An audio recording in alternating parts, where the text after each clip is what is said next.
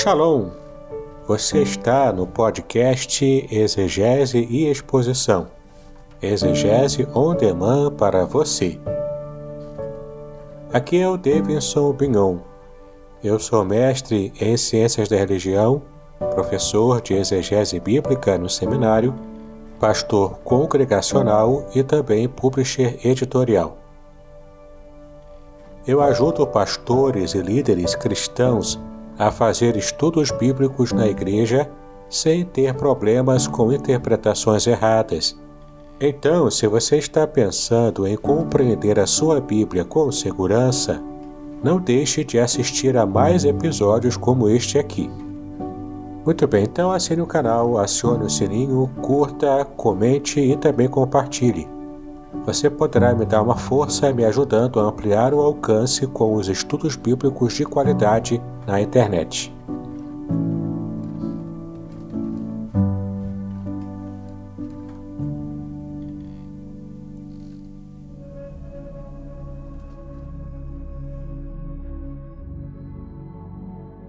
Muito bem, estamos em mais um episódio da nossa série especial de estudos sobre o Apocalipse.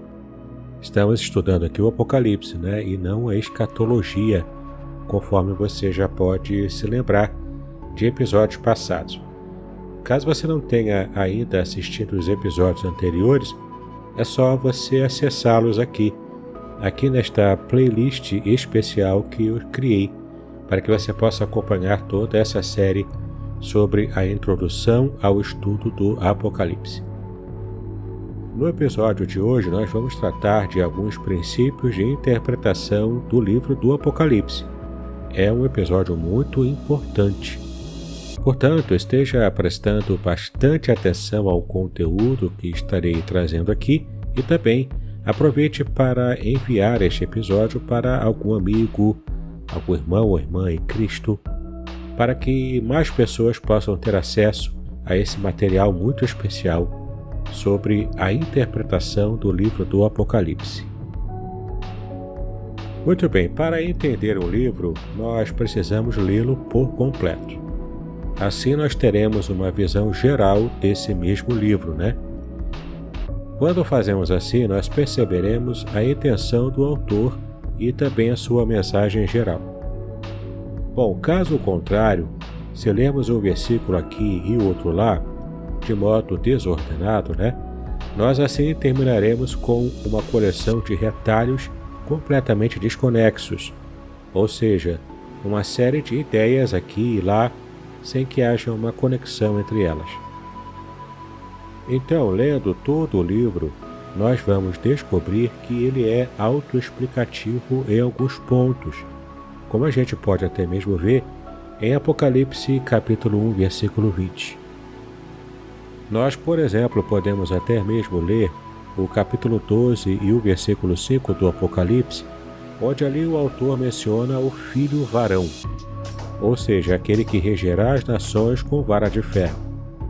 Então, quando comparamos com o capítulo 19, do versículo 13 ao 16, isso nos fará compreender que aquele que regerá as nações com vara de ferro chama-se Verbo de Deus, Rei dos Reis e Senhor dos Senhores.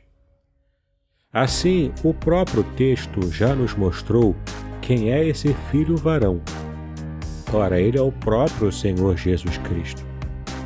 Assim, essa conclusão também se utiliza do conhecimento geral que temos da Bíblia como um todo. Por exemplo, o Salmo 2 chama de filho aquele que regerá as nações com vara de ferro. O livro de Hebreus, no capítulo 1, nos informa que esse filho é o próprio Senhor Jesus Cristo. Além disso, o Evangelho de João, no capítulo 1, também nos diz que Cristo é o Verbo que se fez carne.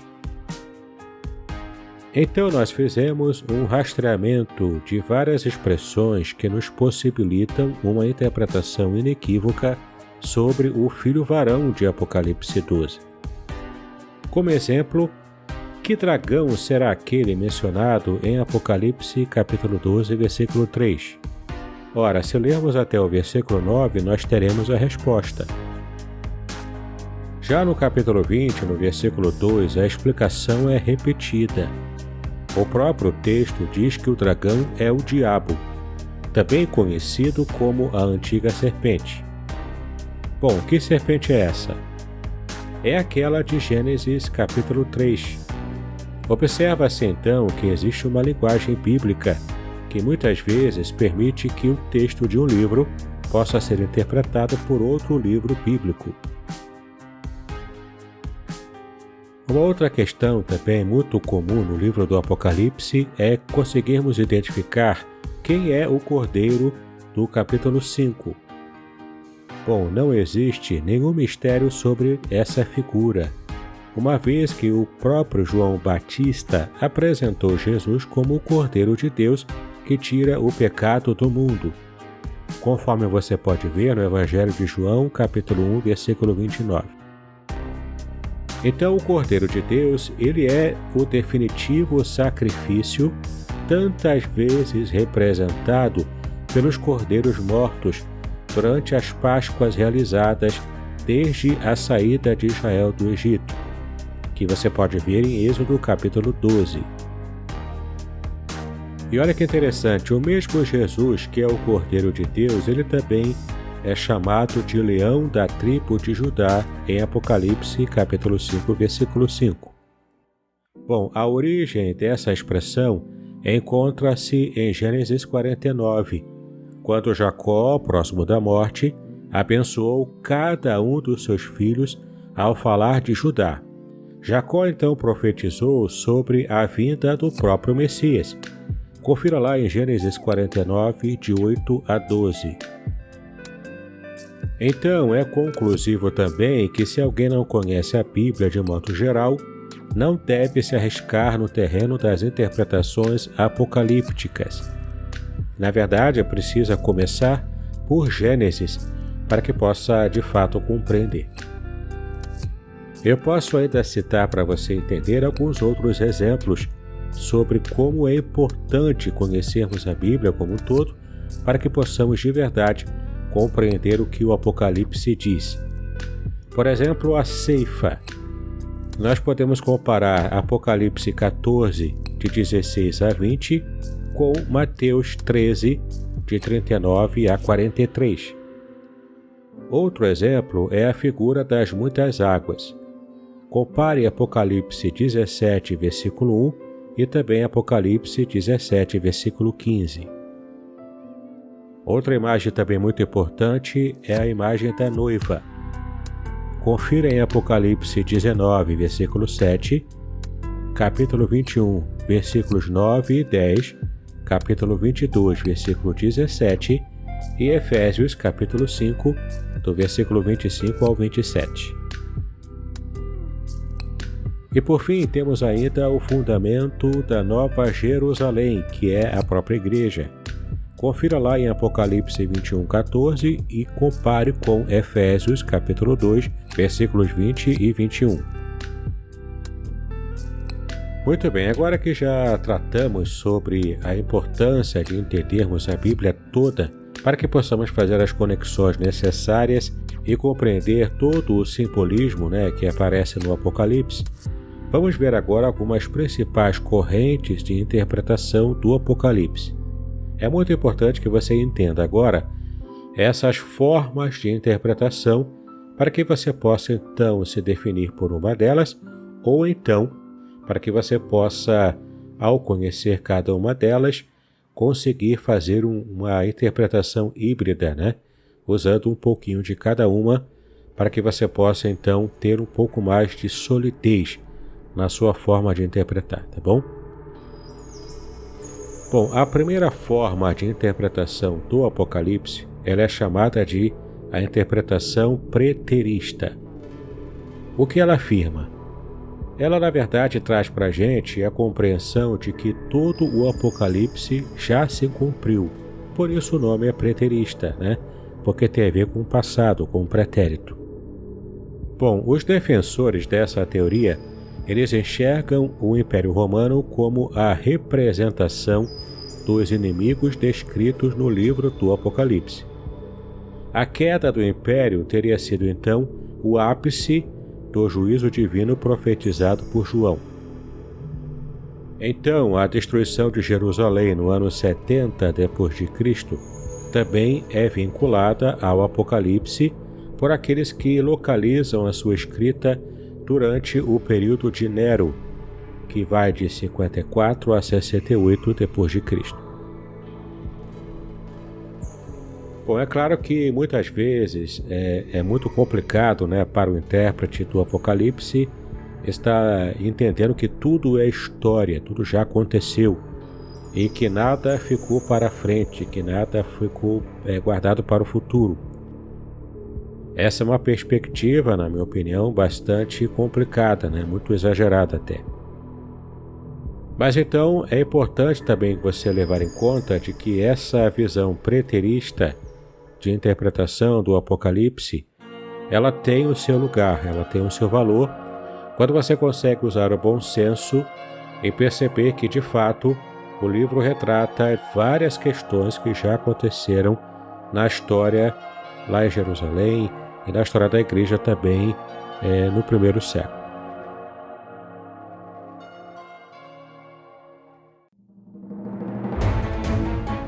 Podcast Exegese e Exposição. Exegese on demand para você.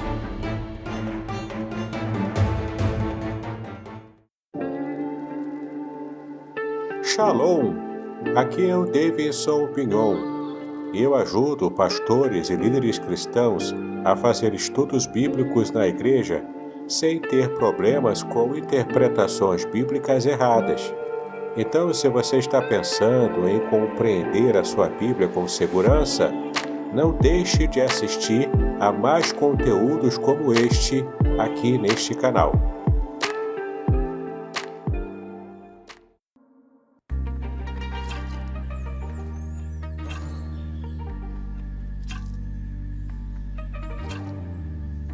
Bom, vamos passar agora para a nossa segunda corrente de interpretação do Apocalipse, que é a chamada interpretação futurista.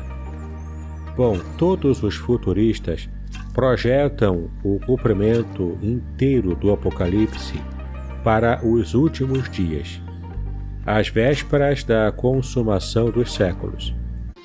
Eles afirmam que nada se cumpriu e nem está se cumprindo agora, né?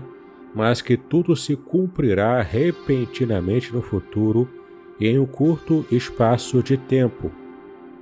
Esta é a forma mais escatológica de você interpretar o livro do Apocalipse, ou seja, no sentido mais extremo da palavra mesmo, né? De você jogar tudo para o futuro e desconsiderar todas as informações históricas e arqueológicas daquilo que nós já sabemos que aconteceu no passado.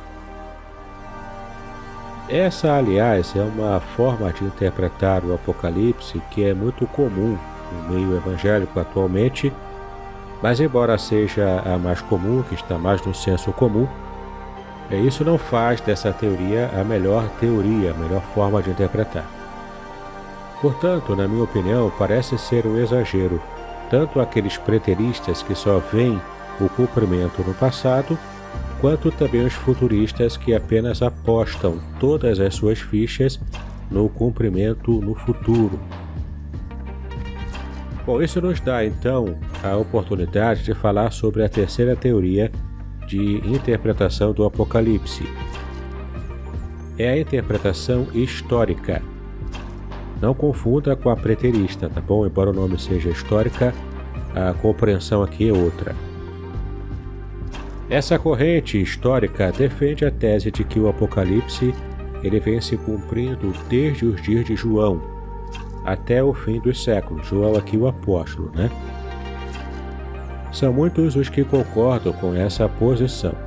Entretanto, surgem muitas dificuldades e divergências quando se tenta uma identificação entre os fatos ou personagens históricos e os relatos apocalípticos. Como exemplo, eu posso oferecer para você a forma de interpretação que aqueles que defendem, né, a interpretação histórica, eles tratam sobre as 7 igrejas da Ásia que aparecem nos primeiros 3 capítulos do Apocalipse. Eles dizem, por exemplo, que as cartas às 7 igrejas da Ásia se referiam a períodos históricos na igreja, ao longo dos séculos, né? Chegando até mesmo à igreja que seria a igreja de Filadélfia, que seria mais perfeita, o estágio mais perfeito da igreja.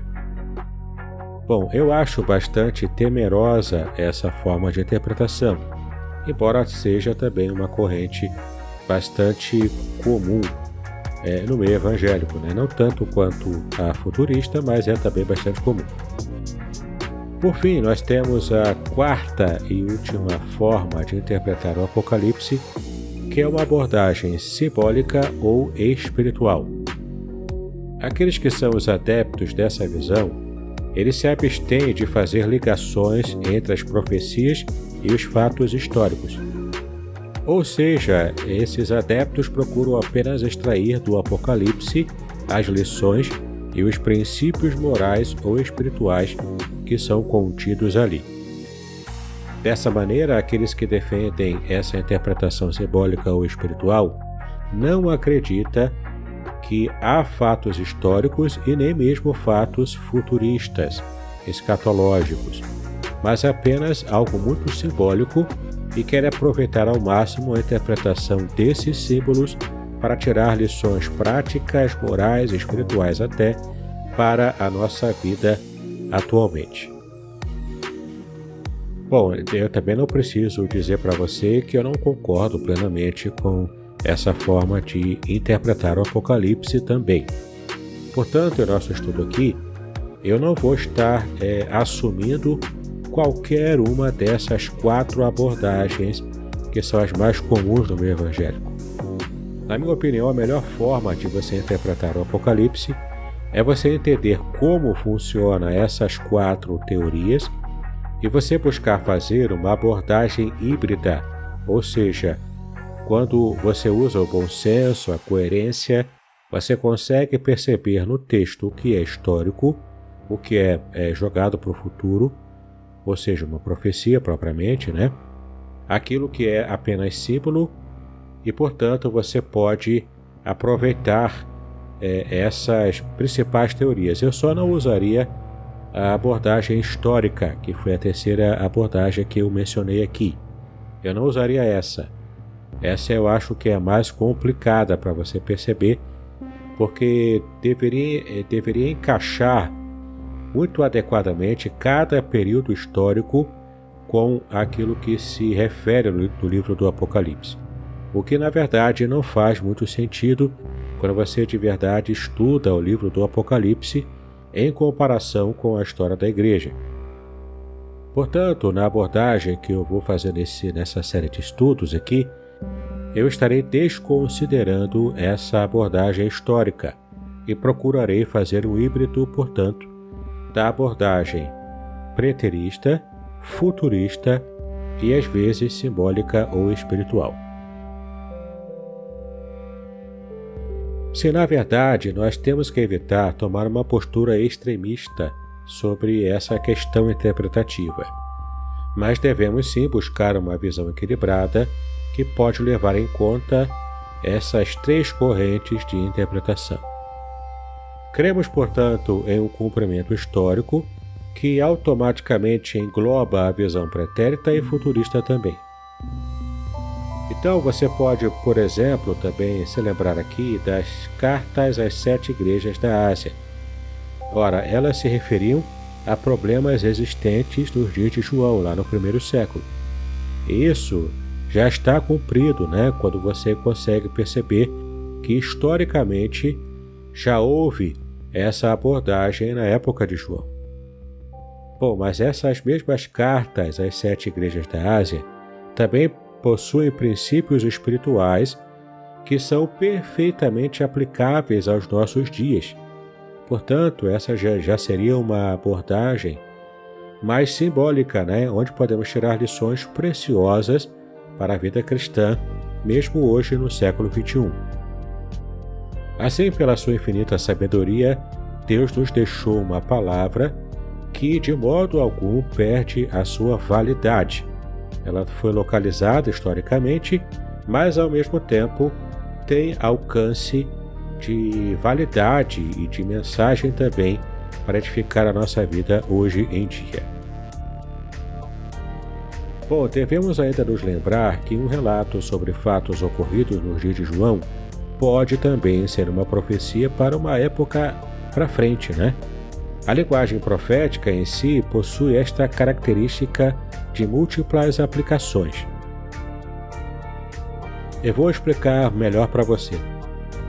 Por exemplo, quando escreveu o Salmo 22, o autor estava falando de suas próprias experiências e, ao mesmo tempo, ele estava profetizando sobre os sofrimentos de Cristo.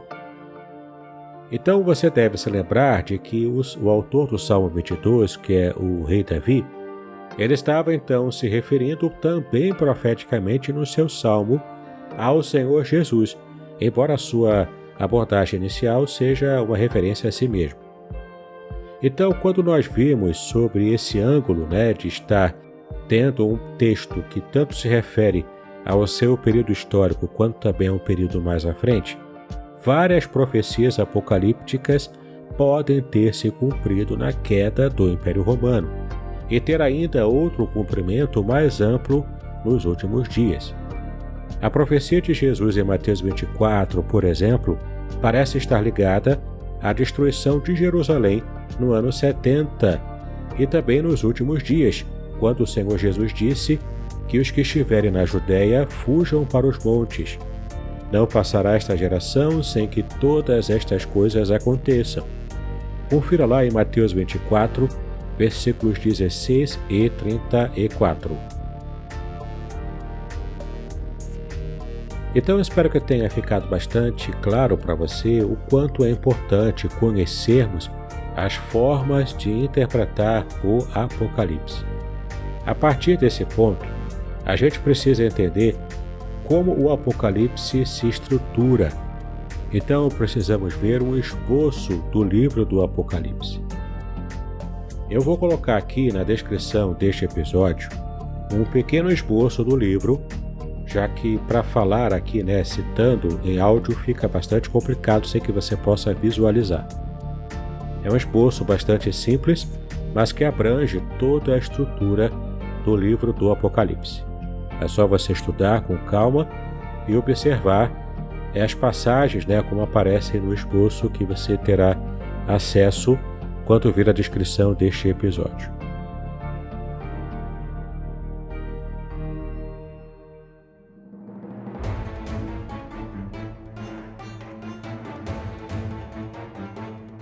Bom, já que você agora observou as formas de interpretar o Apocalipse e também deu uma olhadinha aqui no esboço do livro inteiro, comparando, claro, com a sua própria Bíblia, nós estaremos então terminando o episódio de hoje e estaremos no próximo episódio falando, agora sim, de modo mais direto, um comentário geral sobre o livro do Apocalipse.